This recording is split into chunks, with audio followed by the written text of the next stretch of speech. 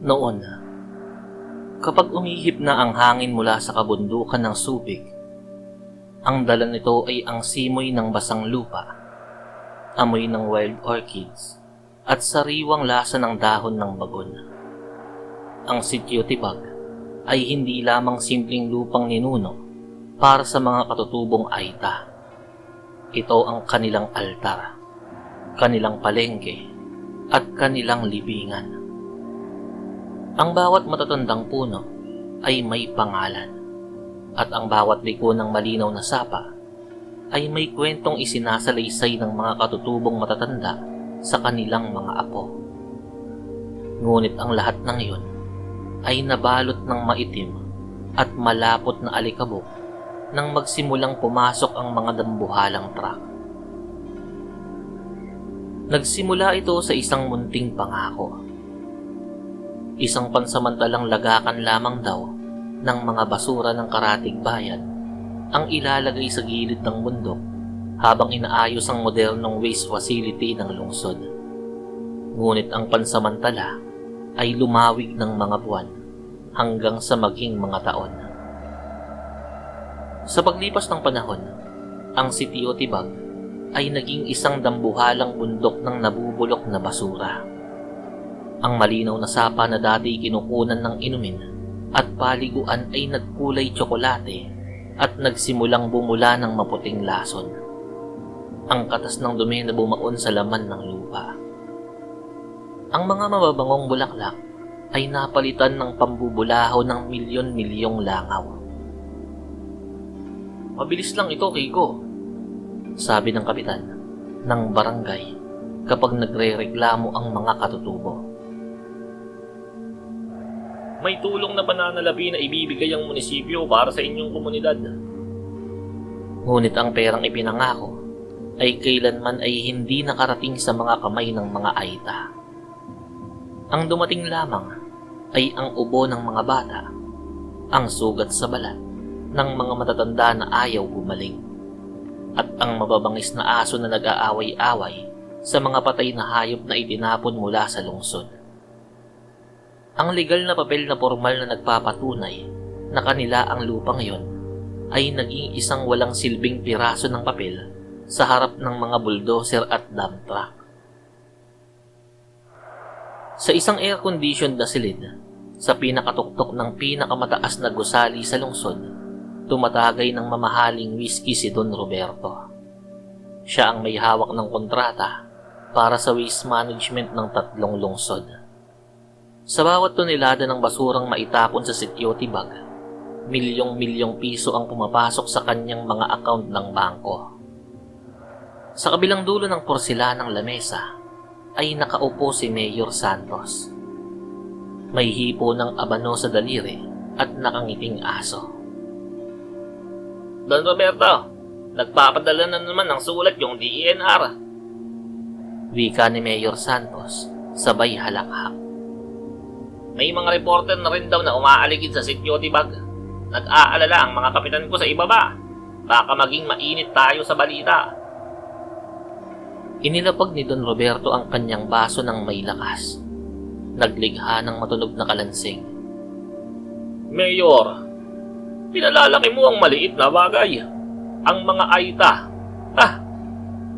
Sino naman ang paniniwalaan ng publiko? Ang mga katutubong ni hindi marunong magbasa ng kontrata? O ang gobyerno na nagtatapon ng basura para daw sa kaunlaran ng rehiyon?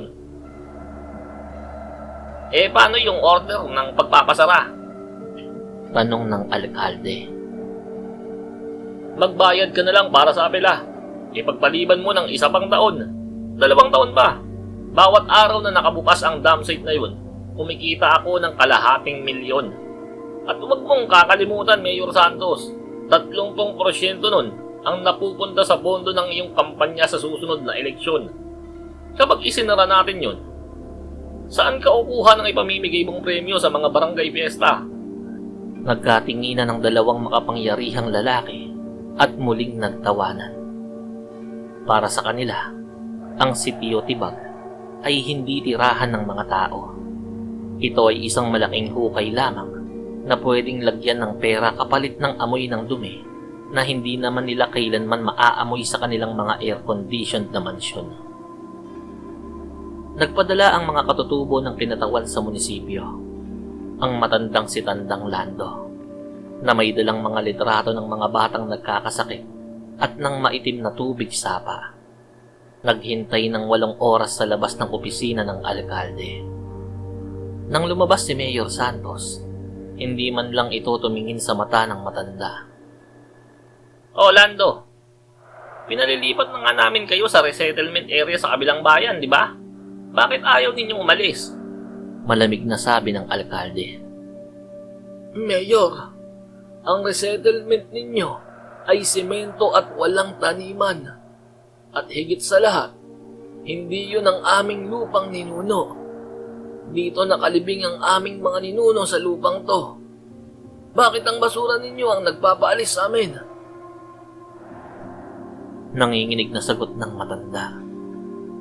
Hinarap siya ni Don Roberto na nooy kasama ng alkalde, na may nakakalokong ngiti. "Hoy tanda, ang lupa ay para sa marunong gumamit ng may pakinabang.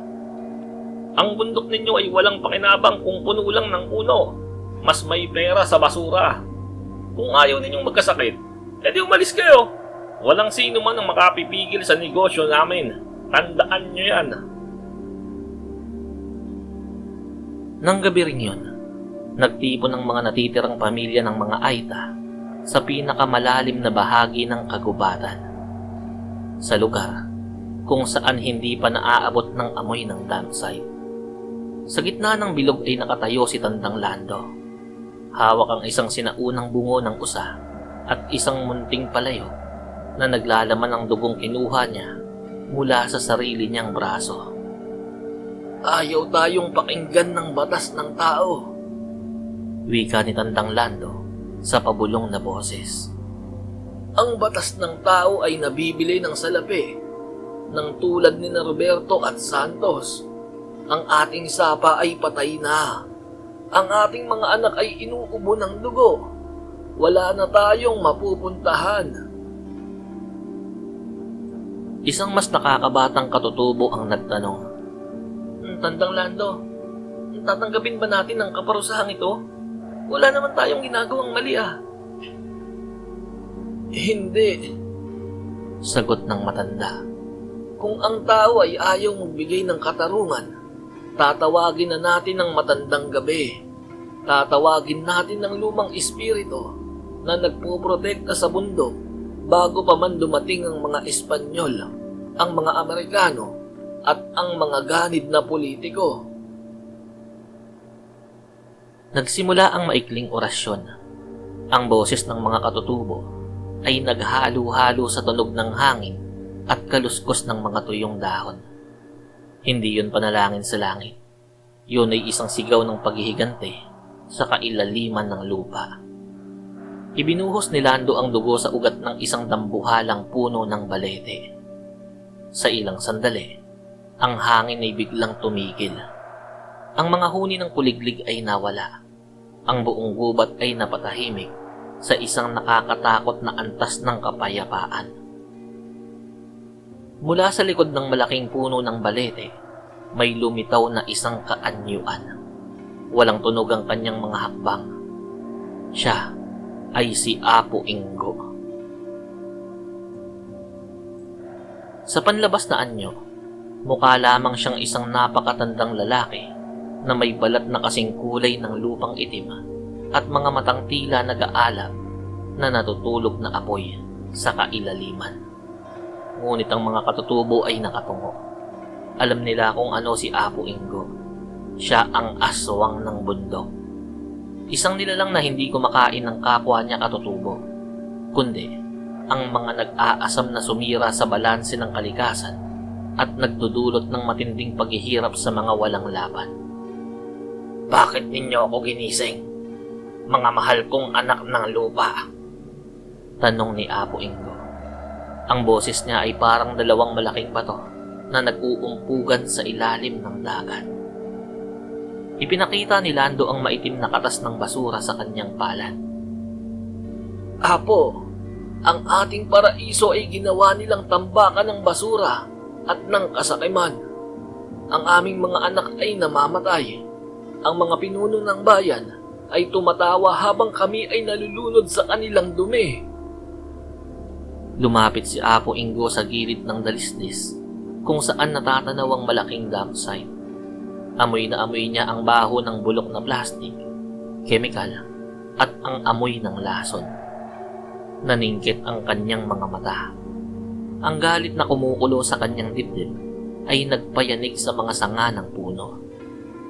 Ang kasakiman ng tao ay walang kabusugan. Bulong ni Apo Ingo. Gusto nila ng basura. Ibibigay ko sa kanila ang tunay na amoy ng kapayaran.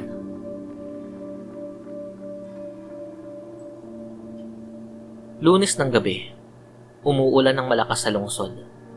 Sa loob ng rest house ni Don Roberto, na nakatayo sa isang eksklusibong subdivision, bukas ang lahat ng ilaw. Kasama niya si Mayor Santos at ang dalawa nilang bodyguard. Nagdiriwang sila dahil formal na naipagpaliban ng korte ang pagpapasara sa dump site sa pamamagitan ng isang temporary restraining order na nakuha ng kanilang mga abogado. Para sa walang katapusang pera. Sigaw ni Don Roberto, sabay taas ng kanyang baso. Biglang namatay ang lahat ng ilaw sa mansyon. Ano yon? Ang generator. Bakit di gumagana? Inis na tanong ng alkalde. Baka pumutok ang fuse dahil sa ulan. Hoy ikaw, siyasatin mo nga. Utos ni Don Roberto sa isang bodyguard na may hawak na baril at flashlight. Lumakad ang bodyguard patungo sa hallway. Ilang segundo lamang ang nakalipas, narinig ang isang mahinang kaluskos na sinundan pa ng tunog ng nabaling leeg. Walang putok ng baril, walang sigaw na umalingaw-ngaw, basag na katahimikan lamang. Ano yan? Nasaan kayo? Tawag ng pangalawang bodyguard, sabay kasa ng kanyang baril. Pumunta siya sa pinto ngunit bago pa siya makahakbang, isang maitim at nambuhalang anyo ang mabilis na sumunggab sa kanya mula sa kadiliman. Napasinghap si Mayor Santos nang makita sa dilim ang hugis ng nilalang. Ito ay hindi tao. Ang likod nito ay nakakuba at puno ng matutulis na tila gulugod ng baboy ramo. Ang mga kuko sa kamay nito ay mahahaba at maitim na parang kalawanging bakal. At ang mga mata ay nag-aapoy sa kulay ng pulang baga. Ang amoy na dala ng nilalang ay hindi lamang amoy ng patay. Ito ay eksaktong amoy ng nabubulok na basura mula sa dump site ng Sitio Tibag. Amoy ng nabubulok na karne, formalin at lason.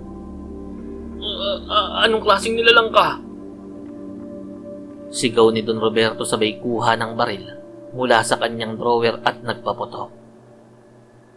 Ang mga bala ng 9mm ay tumama sa dibdib ng nilalang. Ngunit ang mga yun ay tumalbog lamang na parang tumama sa matigas na punong gubat. Walang dugong lumabas. Ang nilalang ay lumapit ng dahan-dahan. Si Apo Ingo ay nagbago ng anyo.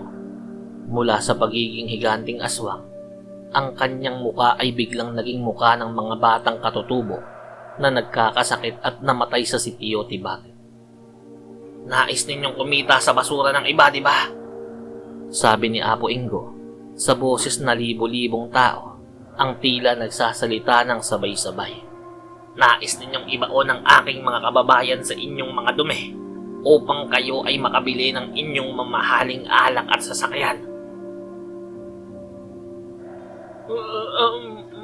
Mawalang galang na. Magbabayad ako. Magkano bang gusto mo? Nanginginig na sigaw ni Don Roberto. Basang-basa ng sarili niyang pawis at ihi na nagkalat na rin sa sahig. Ibibigay ko ang lahat ng pera ko. Pangako yan. Ang pera mo ay amoy bulok na laman. malamig na tugon ng aswang. Sa isang mabilis na galaw, bumao ng mahahabang kuko ni Apo Ingo sa tiyan ni Don Roberto. Hindi ito mabilis na pagpatay. Inilabas ng aswang ang lamang loob ng negosyante habang buhay pa to, at pinilit siyang subuan ng maitim at malapot na basurang nagmula sa mismong kamay ng aswang. Ang sigaw ng negosyante ay napalitan ng tunog ng pagmumog ng sarili niyang dugo at dumi hanggang sa tuluyan itong manahimik. Nakaluhod naman si Mayor Santos sa sulok, umiiyak at nagmamakaawa. Huwag, pamilyado akong tao. Gagawin ko lahat. Isasara ko ang dam site bukas na bukas din. Tumingin si Apo Ingo sa alkalde. Ang kanyang mga ngipin ay nagliliwanag sa dilim. Huli na ang iyong pagsisisi, punong lungsod. Ang iyong salita ay mas mabaho pa kaysa sa basurang inyong itinambak sa bundok. Sinunggaba ng aswang ang leeg ng alkalde at binuhat yon ng pataas. Bago tuluyang pumatak ang huling hininga ni Mayor Santos, narinig niya ang huling bulong ng aswang sa kanyang tenga. Ang lupa ay hindi nagmamay-ari ng tao, Mayor. Ang tao ang nagmamay-ari sa kanyang mga kasalanan.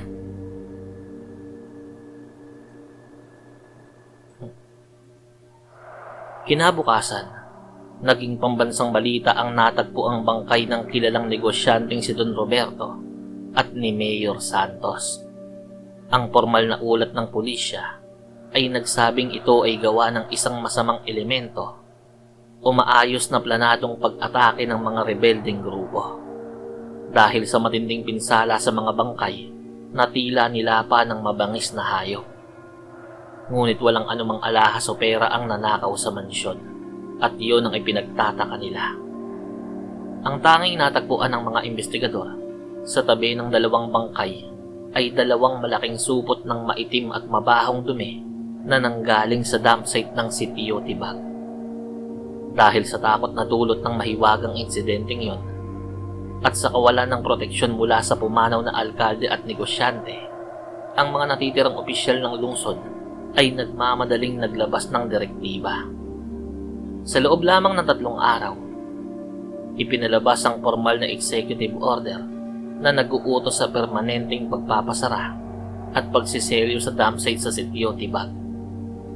Dumating ang mga dambuhalang kagamitan ng pamahalaan, hindi upang magtapon ng basura, kundi upang takpan ng malinis na lupa ang mga bundok ng dumi. Nagtanim ng mga puno at sinimula ng rehabilitasyon ng lugar.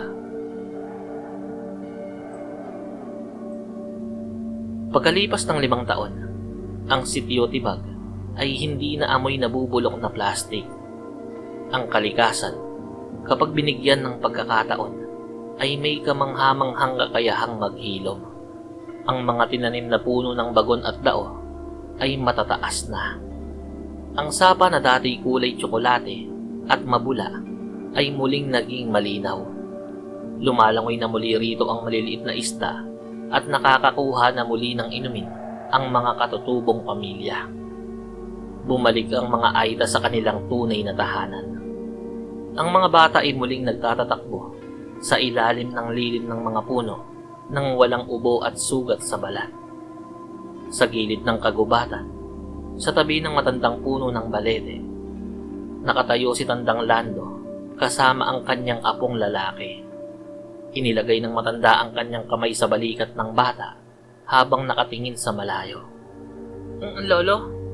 Tanong ng bata. Totoo ba na may aswang na promotekta sa atin noong wala nang gustong makinig sa atin? Tumingin ang matanda sa kailaliman ng masukal na gubat, kung saan ang mga sinag ng araw ay tumatagos sa pagitan ng mga dahon. Doon, sa may malalim na lilim, tila may isang anino na nakatayo, nakatitig sa kanila nang may kapayapaan bago dahan-dahang naglaho sa hangin. Ngumiti ang matanda at hinaplos ang ulo ng apo. Ang aswang apo ay hindi palaging masama, pabulong na sagot ng matanda. Minsan, ang aswang ay ang galit ng mismong kalikasan kapag ang tao ay labis nang nagiging sakim. At habang marunong tayong gumalang sa lupang to, si Apo Ingo ay mananatiling natutulog.